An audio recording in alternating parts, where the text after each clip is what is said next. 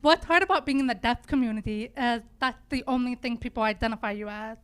And I feel like saying, hey, I'm not just the deaf girl. I also have a great ass.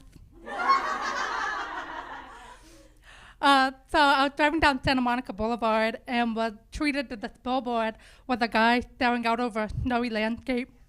There were bold letters exclaiming, climbed Everest, blind, vision, pass it on. And it really pains me to think how many people had to approve this, and they were all like, yes, inspirational.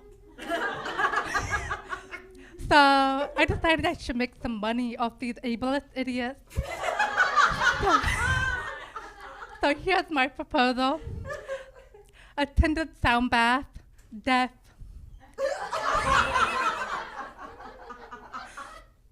Hearing, pass it on.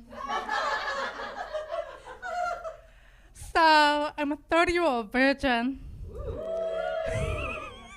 Not intentionally. And sometimes I worry that sex is going to be a huge disappointment.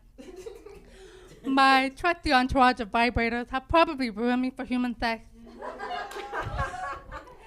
And my roommate was recently invited to a lesbian sex party. My invitation must have gotten lost in the mail. And the sex party planning committee was looking for mattresses to cover all 10,000 square feet of the sex party house. So my roommate knew I was looking to get rid of my mattress at the time, so she put me in contact with the sex party CEO. I started getting my hopes up, thinking, maybe this is my chance. But no. The CEO comes to my apartment and takes my mattress away with the help of a guy from TaskRabbit. No! Later on in the middle of all the action, you could hear my mattress exclaiming, Lacey was wasting my potential for 4 years. This is what I'm meant for. So when you have a lot of trauma, you absolutely hate small talk and you're really fun at parties. You'll be dancing with someone new and they'll be like, oh, why aren't you drinking? My parents were alcoholics and now they're dead. Did I mention I'm a virgin? So my grandma Peggy is still alive, but her favorite topic is death. We can't go a single conversation without her mentioning it in some way. And her obsession with death is not a new thing.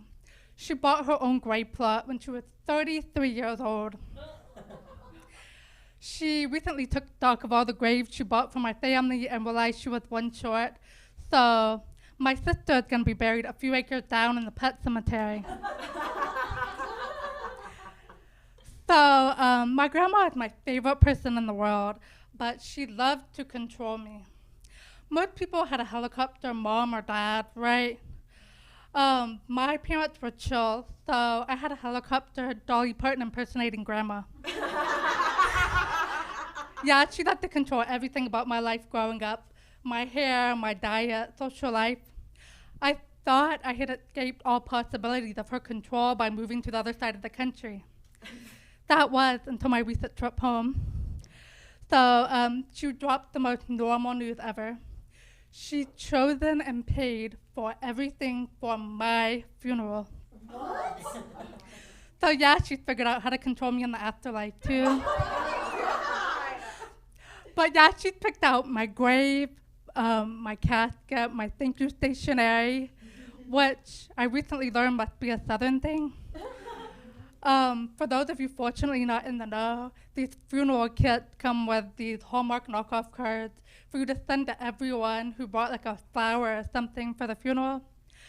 I had to handwrite 67 thank you notes 2 days after my dad's funeral. No. The most normal task ever for an intensely grieving 20-year-old. So anyways, she told me she would take me down to the funeral home and show me everything she chose. I was like, absolutely not. Now, helicopter Dolly Parton is Thora. She closed out the conversation with this. So I know you're a world traveler. I paid $560 for this add-on where wherever you die in the world, they'll ship your body back here. No. I've traveled. I've traveled to 14 countries and counting, but I didn't expect to spend eternity in Covington, Georgia.